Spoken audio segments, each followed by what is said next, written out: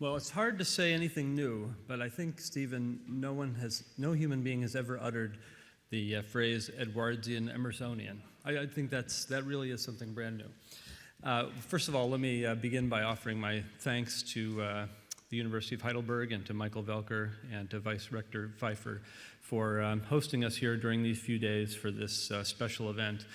As you've heard from others, this is the 25th anniversary of the John Templeton Foundation, and in the lead up to this year, we looked to find a handful of topics that we thought were truly emblematic of Sir John's life and passions and thought.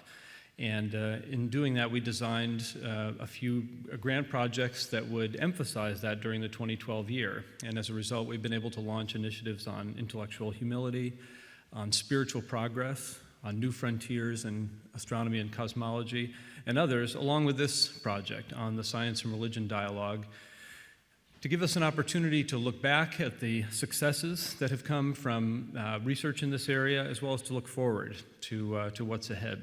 Now, I need to tell you that I knew this was going to be a difficult assignment here in this slot, because when I was originally invited by Michael, I was told this was a 50-minute slot. There'd be 5 presenters, each of whom would have 10 to 15 minutes. You can do that math. But I also knew that there were going to be 2 theologians and 1 philosopher. So it seemed to me that this was going to prove to be impossible.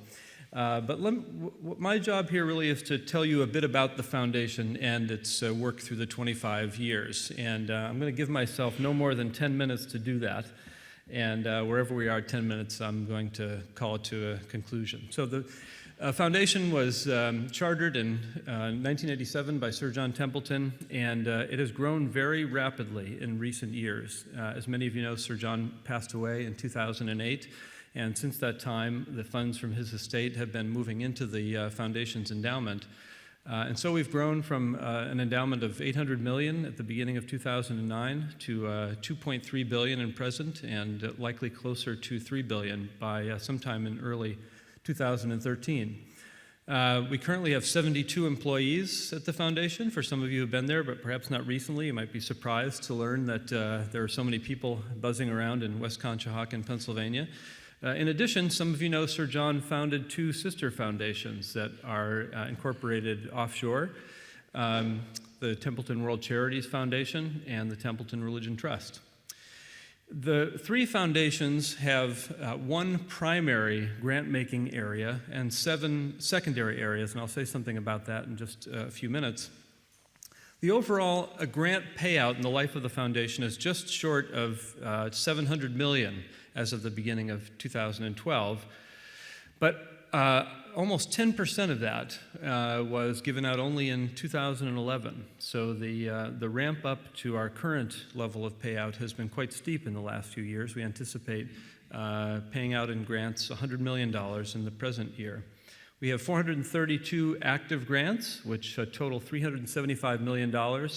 So the foundation has been a busy place. In addition, our grant making is global, having given grants in 56 different countries. And as many of you know, the foundation now also supports the Templeton Prize, which predates the origin of the foundation, which has given out 42 Templeton Prizes, and 18 of those laureates are still with us today. As I said, the foundation, all of the Templeton foundations focus on a few key areas, and I'm going to tell you what those areas are because I suspect some of you don't know. Some of the areas in which we're better known, aside from the science and religion area, are character development and individual liberties and free enterprise, but we also have in our charter a mandate to provide grant funding in the areas of exceptional cognitive talent, which we call the Genius portfolio, voluntary family planning, genetics, and support for organizations like the Unity Worldwide Ministries, which Stephen mentioned earlier is an organization that had a profound impact on Sir John's life.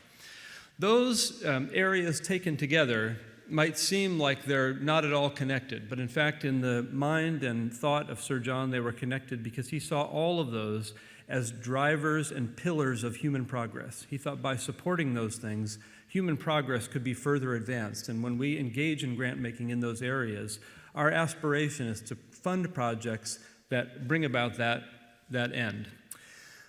But the majority of the funding that we provide is in an area that Sir John described as humility and theology. 60% of the funding from the foundations goes to that area each year.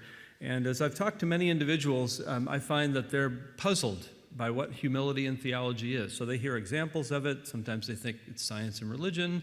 So what really is humility and theology? And so I want to pause for a few minutes and tell you a bit about that.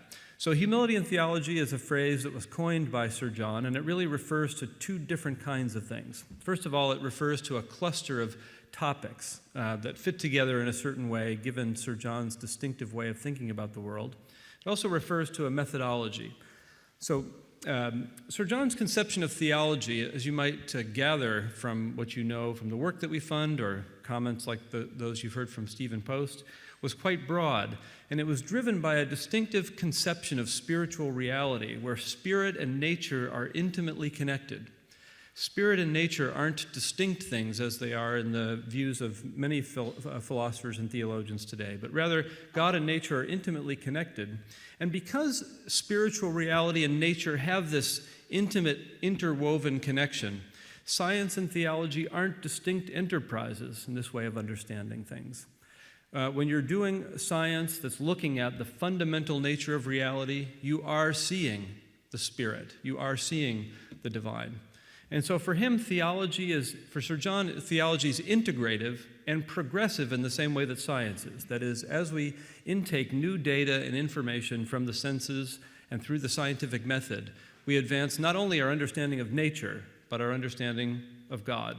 And discoveries in this domain yield something that he called new spiritual information. Now, this is another phrase you don't hear bantered around in academic halls very often, but it's one that we use at the Templeton Foundation to describe this thing that Sir John was after, new spiritual information.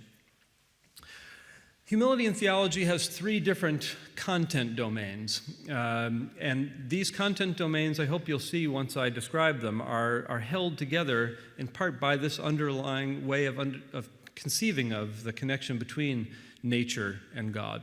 So the three content domains are the following. First, progress-oriented theological research.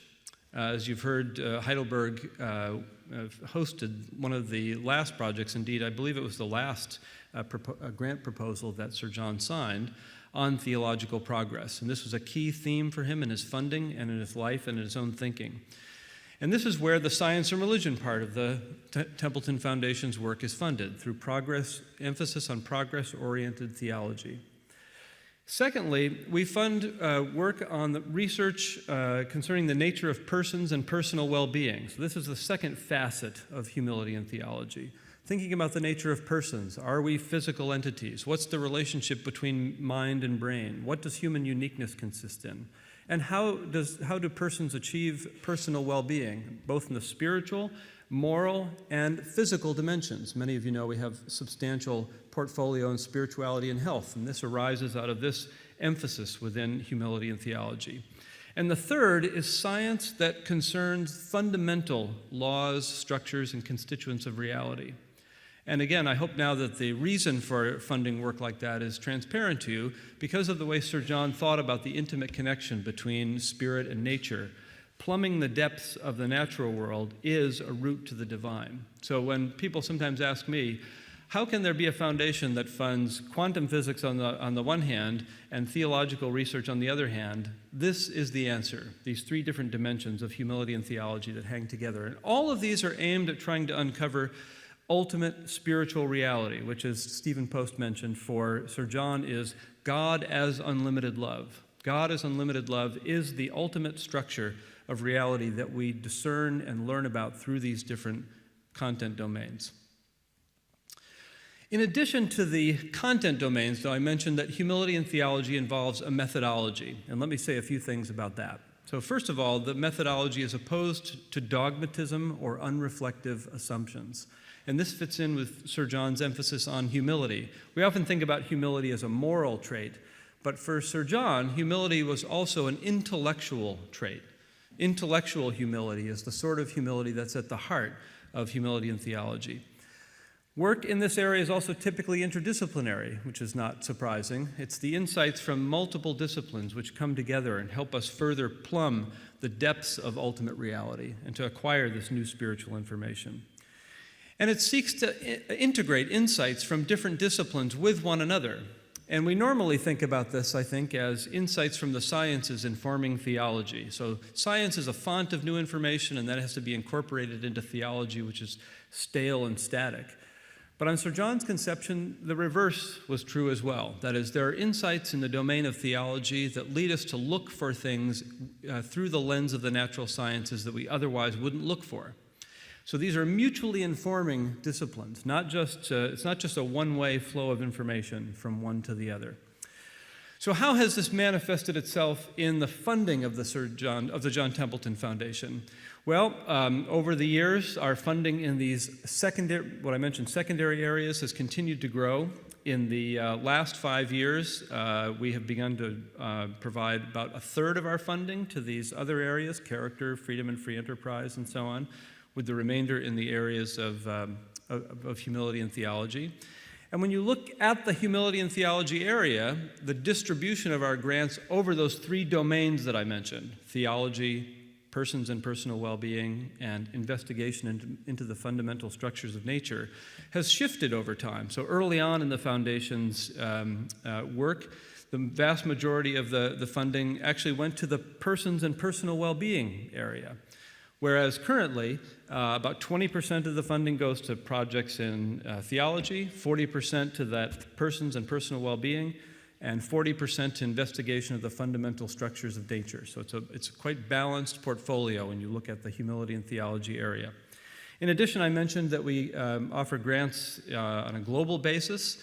Early on in the Foundation's life, the percentage of grants from 1991 to 1995, only 1% of our grants went to areas outside of the US and Western Europe. In the most recent year, we're at 9%. We still regard that as too small, and the Foundation is actively engaged in developing projects in Russia, in China, in Japan, in Latin America, and in the continent of Africa. And as many of you know, this manifests itself in particular projects that are quite wide-ranging in character. I'll just mention a few of those. As many of you know, we fund the FQX program, which recently wound down a significant funding endeavor on the nature of time. FQX is currently starting a new round of grant making that will focus on the physics of information. We fund substantial work in the area of the cognitive and evolutionary psychology of religion. Many of you are familiar with the Analytic Theology Project, which is a new endeavor that seeks to integrate insights from analytic philosophy of religion and theology across many disciplines. We also fund work that tries to engage the broader public with these themes. So we were one of the founding benefactors for the World Science Festival that goes on every year in New York. We also fund organizations like BioLogos, which aim to engage Christians with the insights of evolutionary theory to help them better understand God's creativity. So when you think about the John Templeton Foundation, you should think about many different things. You should think of it as the foundation that asks big questions. You should think of it as the foundation that discovers new information about the divine. You should think of it as the foundation that seeks to accelerate human progress. And you should think of it as the foundation that aims to transform lives and culture.